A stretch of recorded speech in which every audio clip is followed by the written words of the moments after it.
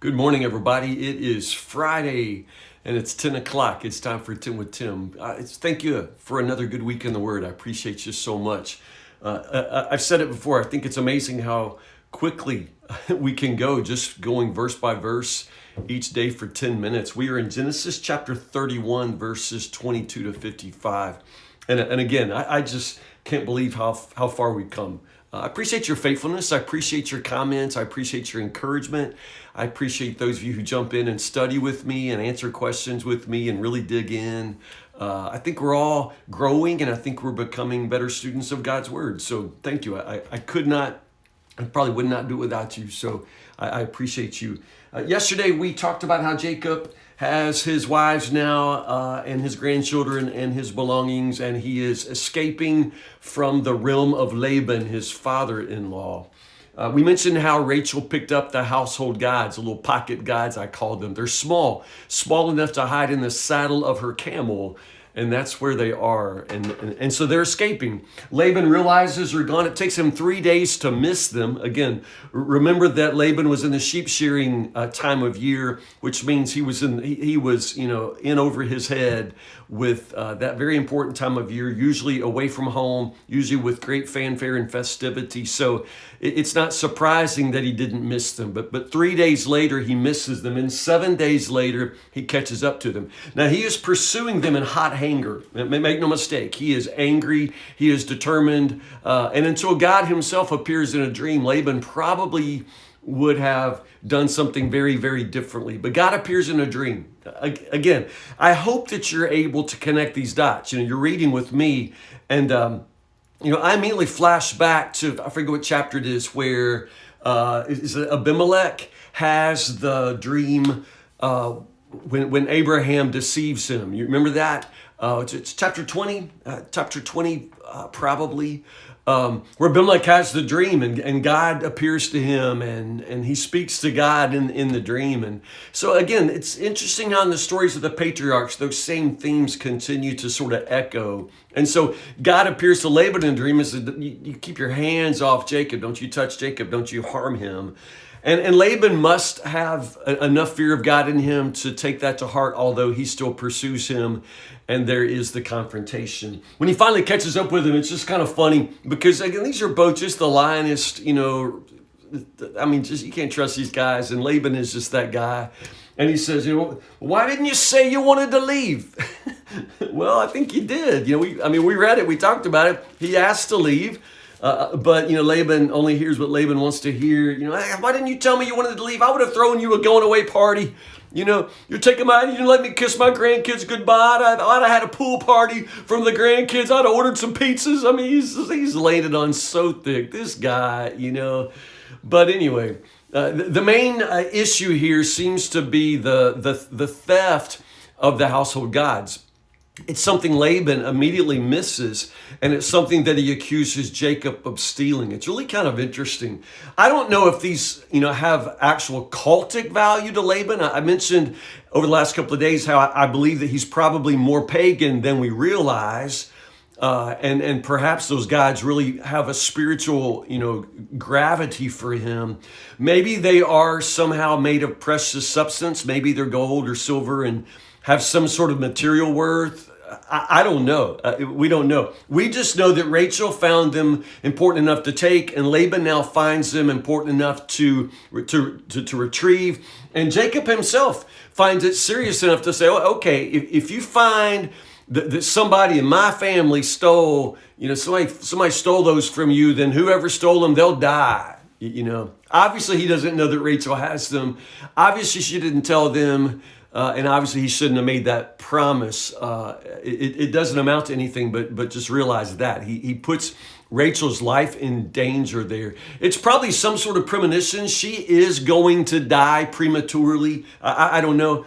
But anyway, if there's any foreshadowing there, it's possible. But at any rate, Laban, tears everything apart, man. He is turning everything upside down, looking for the gods. And Jacob throws in, you find anything if we stole anything that belongs to you, Anyway, it comes down to this showdown between Leah and Rachel, between, Laban, Leah, and Rachel. The fact that he searches his own daughter's tents, illustrates he doesn't trust his daughters either, and he indeed can't and shouldn't.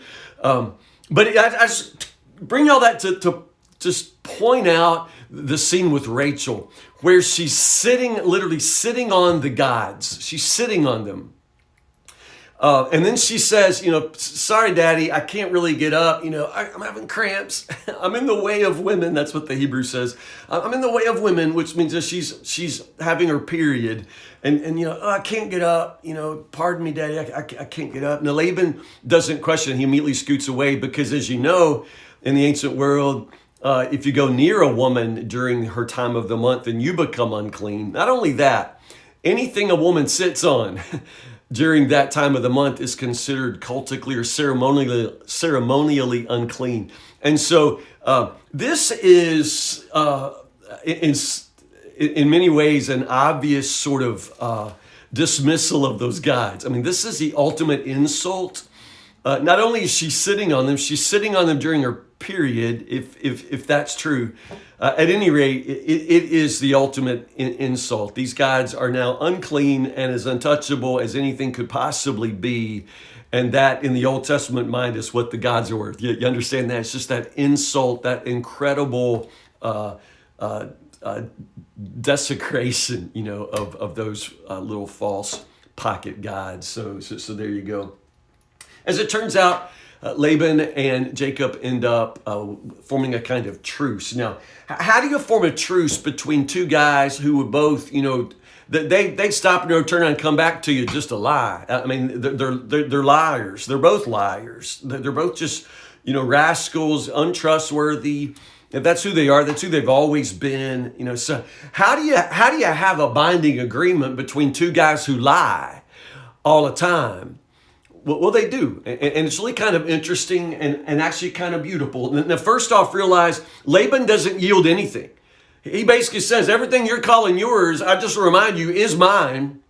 And in some ways, it's kind of true. When Jacob arrives at Laban's house, he's already said he doesn't have anything. He didn't have anything but a stick, had a walking stick. And now he leaves with daughters and grandchildren. And so Laban's got a point, but not really a point, because God has blessed Jacob. And God has blessed Laban because of Jacob, and Laban is now richer because of Jacob. And so here it is. They just got to form a truce, and that is what they do. They cut a covenant. I mean, that's the language. We've talked about that several times. They cut a covenant. They have a covenant meal, and once more stones, or a pile of stones, sets up the to mark the altar, to mark that moment for Jacob.